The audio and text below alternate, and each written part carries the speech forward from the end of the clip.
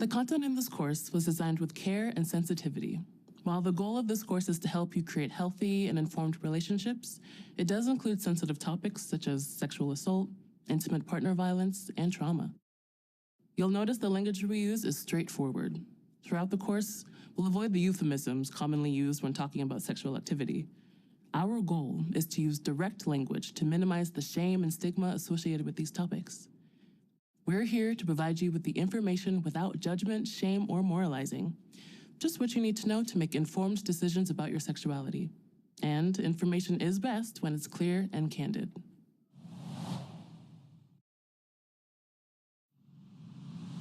You've heard it already. Grad school is a specialized extension of your education. And as your ambitions for learning and your career grow, so can the demands on your time and health. That's where boundaries come in. They have a clear thesis statement. No matter where you are in your education journey, it shouldn't come at the risk of your health or well-being. Yeah, easier said than done. As your course of study intensifies in graduate school, so can your relationships with your family, yourself, colleagues, advisors, professors, and students. For each of these, along with tons of other parts of life, it's good to keep in mind what your goals, energy levels, and boundaries are.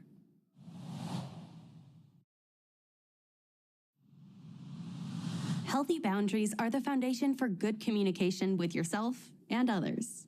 Demands on time in grad school can be astronomical, which is all the more reason to determine what's non-negotiable in your life in order to stay healthy and work well with others. Healthy boundaries are also crucial in preventing sexual misconduct.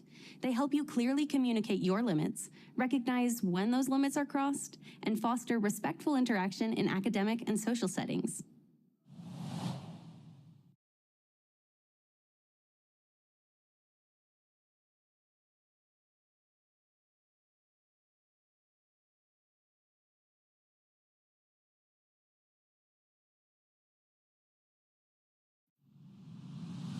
Healthy boundaries in grad school all come down to balance. In an ideal world, what do you need for mental health, academic achievement, and social interaction? To achieve these goals, you'll probably need to consider your time management or keeping a schedule. You can be as detailed as you want, but what matters most is figuring out what kinds of time and activities you need to stay balanced as best you can. Yeah, you'll have to compromise on ideal situations, but hopefully you'll learn what your must-haves are.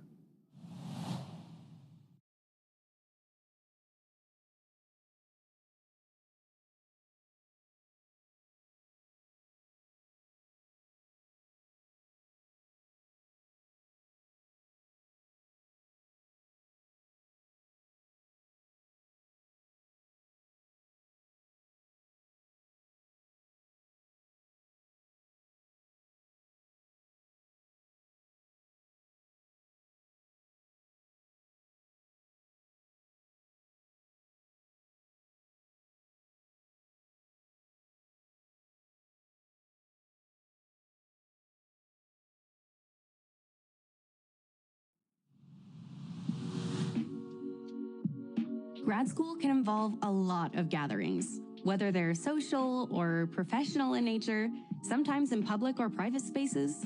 They can be valuable opportunities for networking, or chances to take a break from the complicated web of tasks you have in your day-to-day. The mix of professional and social interactions can be rewarding, but also complex. The person you're talking to can be your friend, colleague, classmate, coworker, student, or supervisor. So it's good to be aware of those power dynamics. This is especially true when alcohol is involved. Just like individual relationships, you can have different goals for social settings. Are you here to socialize or just to network? Are you comfortable gathering at someone's apartment or someplace in public?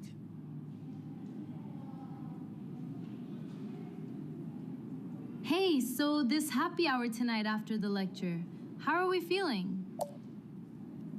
I'll be there. Same. That depends. Where is it? It's at the new cocktail place. I'll probably stay for a few minutes. I'd rather try to network on campus, you know?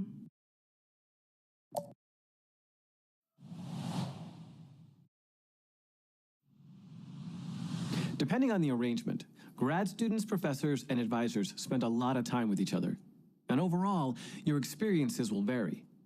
Good communication skills are a must, but they're not always guaranteed with someone you work with.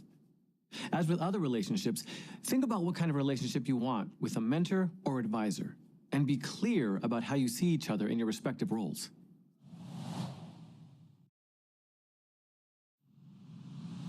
It's normal to become friends with advisors and mentors. After all, you share a common interest in your course of study, and they can be instrumental in strengthening your career opportunities. As those boundaries blur, though, there's a risk for favoritism or partiality.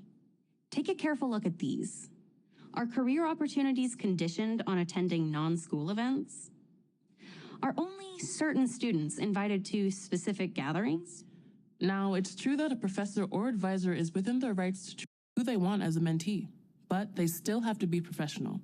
Student and employee codes of conduct are there for a reason, and both students and faculty should be aware of these, especially as they relate to potential harassment or discrimination.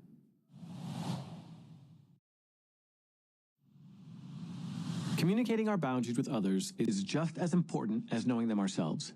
There's lots of pressure to commit to events or opportunities that come our way, and we may be hesitant to say no to things that are too much, or even things we're uncomfortable with. The good news is that most people respect our needs and boundaries when we're clear about them. We still good for dinner at 7 this Friday? I'll be a little late, but yes. Who's hosting again? I think last time Jamie said she'd have it at her apartment.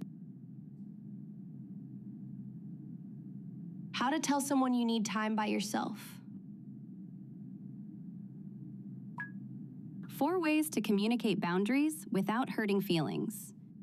So, when we're communicating our boundaries, we should be clear about what our goals are and what's non-negotiable.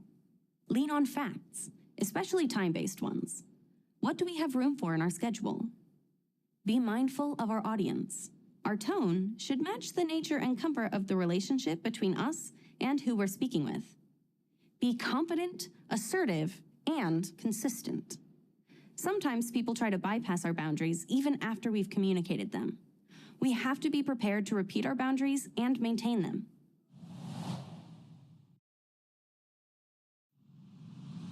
Here are some examples of what these conversations might look or sound like.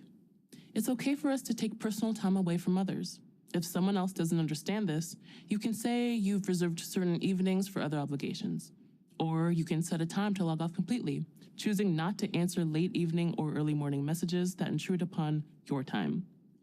If a social event comes up that you're just not feeling, suggest another time. That is, if you're sincere about committing to it. Otherwise, you can politely decline the invitation. If you're not comfortable with a lot of personal talk during work hours, you can tell others that you want to stay focused on work and offer to meet up at another place like a coffee shop for personal conversations. If your colleagues continually invite you out to happy hours, but that's not your thing, suggest another time or place to catch up. And you can always practice being honest and/or comfortable saying no. It's a hugely important skill and one that people respect.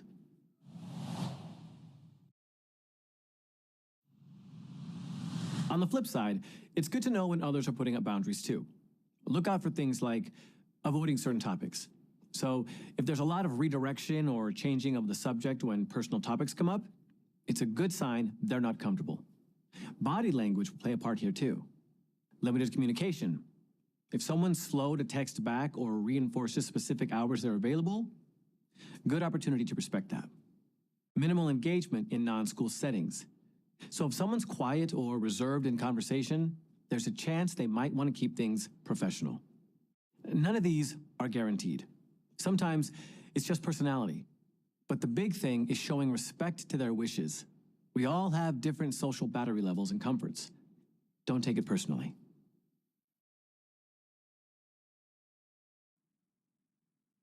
Hey, sorry, this weekend is really not the best for me.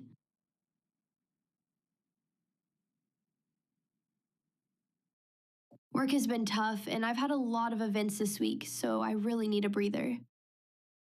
All good.